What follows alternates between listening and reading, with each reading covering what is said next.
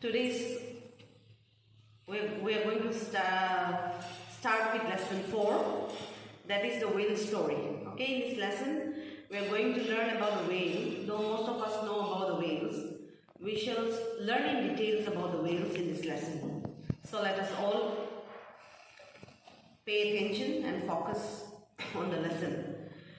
People and whales have shared a long history with a relationship that has changed dramatically over time. So the relationship has not been constant, it has been changing over time, the relationship between whales and human beings. So let us see here. Whales have been hunted professionally by whalers for their meat and blubber, that is oil, from about 1,000 years ago. Whale oil was precious and widely used to light lamps until 1860, when kerosene became the primary fuel for lamps. So we come to know here that the relationship between whales and human beings were not very friendly in the beginning, many years back, because whales were hunted by human beings for their meat and oil. In those days there was no kerosene available, and so people used the whale oil as a fuel. So it was only after kerosene came into being that people stopped using the whale oil as a fuel. So the scale of whale hunting that went on until then can be guessed from the fact that in the mid-1800s, more than 900 whaling ships were sent out to sea, mainly from American ports, with an average voyage length of 3 or 4 years. So you see, such was the extent of whale hunting in those days that around 900 whaling ships were sent out from only American ports. That means you will see, human beings and whales share a very volatile relationship.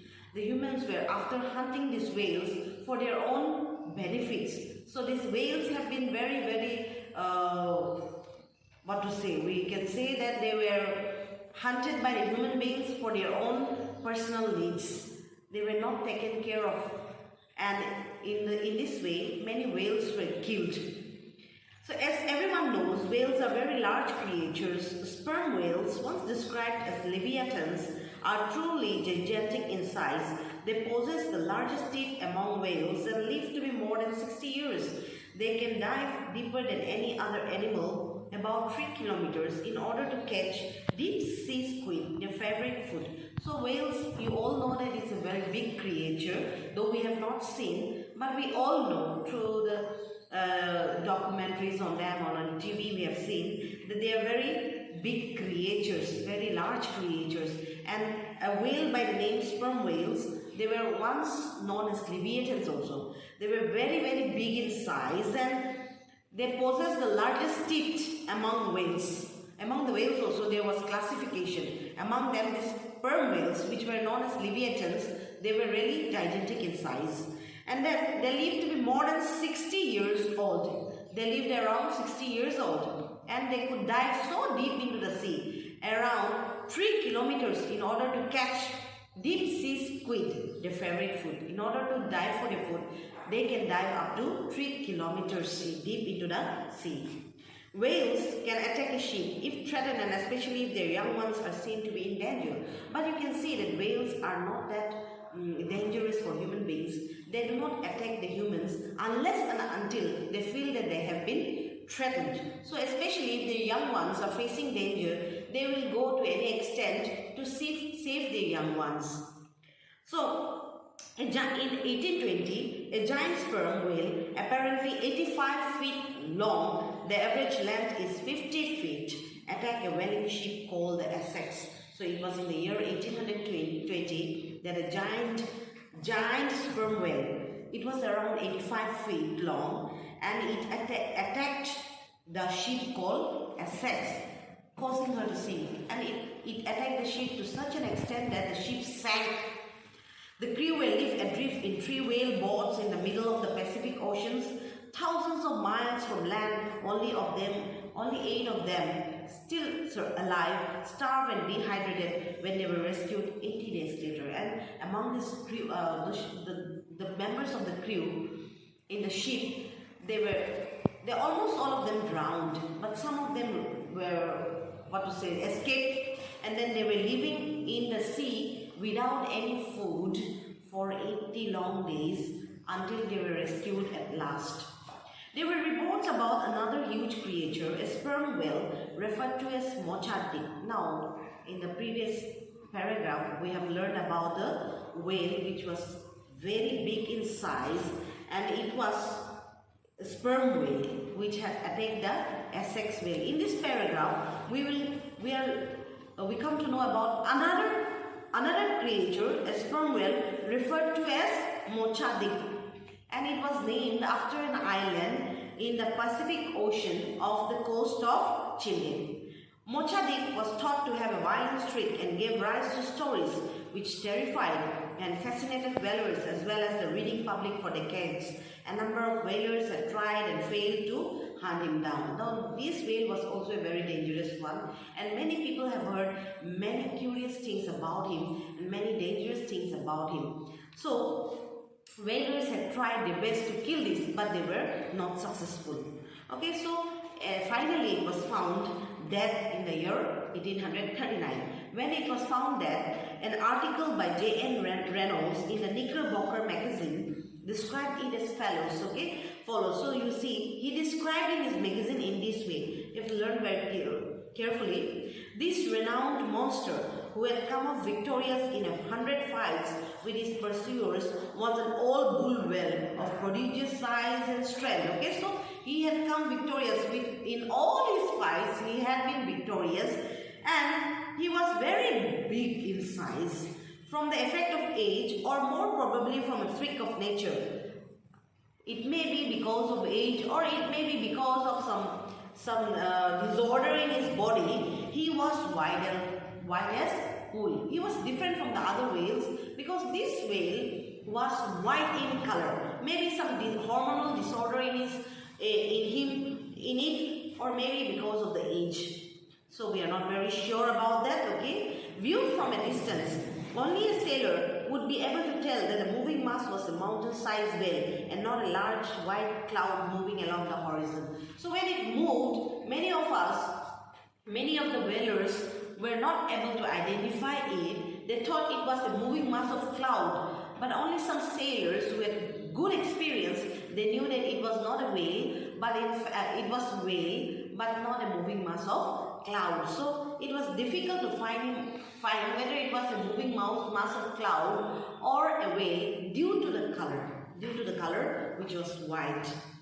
Numerous boats are known to have ground to pieces in the crush of his powerful jaws. He was a very dangerous one, and his powerful jaws had crushed many boats also. Mocha-Dick was the longest whale I ever looked on. So you see, J.M. Reynolds in his article says that Mocha-Dick was the longest whale I ever looked on. More than 70 feet from head to tail. It was 70 feet from head to tail. You can imagine the size of the whale. And yielded 100 barrels of clear oil. The scars of his old wounds were near the new ones, and many people in the past had attempted to kill him. Finally, he was killed in the year 1839, but before that, many sailors, many whalers, they have attempted to kill this, but they were not successful. Finally, when he was killed, so this was the size, and this was the oil which were taken out from its body. Okay, the scars of his old wounds were near the new ones. Okay, there were so many scars on his bodies which were before people have attacked him and he escaped. That means he almost won in all the battles that he had fought so far. This was the battle which he lost and he died. We drew 20 harpoons from his back and left there for many desperate encounters. Many people have tried to kill him desperately, and many harpoons were found on his body also. Such reports seem to have led to a popular notion of whales as dangerous, cruel, or wicked animals. The rare white whale, which was actually an albino. Okay, so this kind of stories had really terrified the people for many years, that whales were very wicked or cruel creatures. And this whale, why it was white in color, it is revealed in this paragraph that because of a particular disorder called albino, a white whale, which was actually an albino, lacking a protein that produces the pigment. It was because of some deficiency of protein in his body, which made him an albino. and thus resulting in white skin, came to be considered especially vengeful and treacherous. And among all the whales, this whale was considered to be more dangerous because of the stories people have heard about it. Herbert Melville, an American author, wrote a novel called Moby Dick in 1851. Another person by the name of Herman Melville, he was an American author. He also wrote a novel on this particular creature and he named it as Moby Dick. In 1851, Melville himself had been traveling up and down the oceans on whaling ships for a while, and the name of the novel indicates the stories about Mochadik and may have an influence on him. Okay, so the story indicates that he had an encounter maybe with this particular whale. It indicates so. So because he was traveling in the sea with the other whalers. So in this story, what is the story? Let us see. In the novel, Captain Ahab, a one-legged sailor on a whaling vessel, goes far over the ocean in search of a legendary white whale called Moby Dick. In this story, Captain Ahab goes into the sea to search this particular whale named Moby Dick. Ahab wants to take revenge on the whale for having bitten off his leg during their previous encounter. Why he went into the sea? To take revenge on a particular whale which had bitten off his leg during the previous encounter. This time he wants to go and take revenge on the whale because the previous time the whale had bitten off his leg. Melville makes the white whale a symbol of dark forces. Now, the color white has so far been associated with purity and goodness, but in this story, the white color has been used to identify or symbolize darkness. So because it was very dangerous, the white albino whale was very, very dangerous. Okay.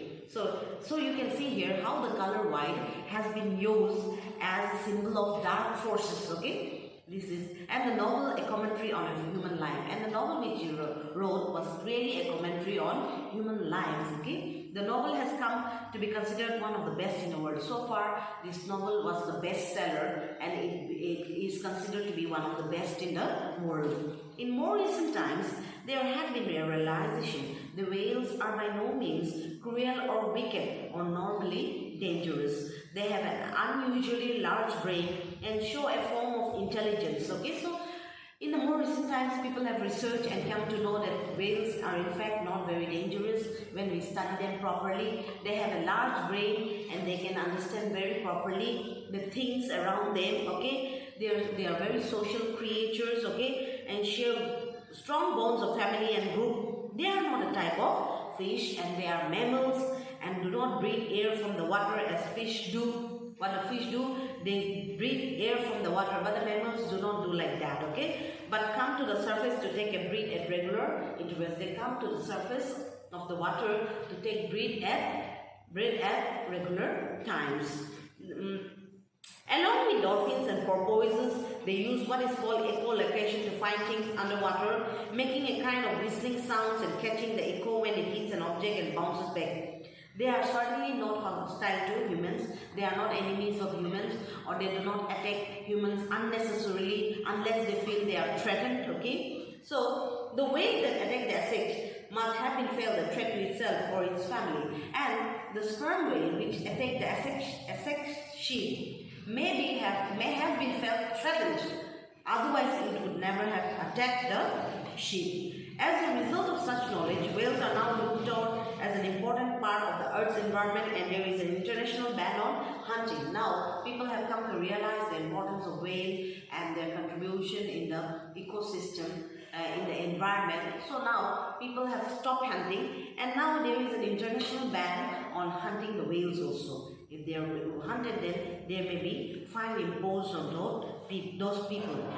From being hunted for food and lamb oil to being feared and fought as a menace to becoming a kind of supernatural symbol of evil to being protected as a valuable part of world's fauna, the world has certainly undergone dramatic changes in its relationship with The whale has certainly undergone dramatic changes in its relationship with humans.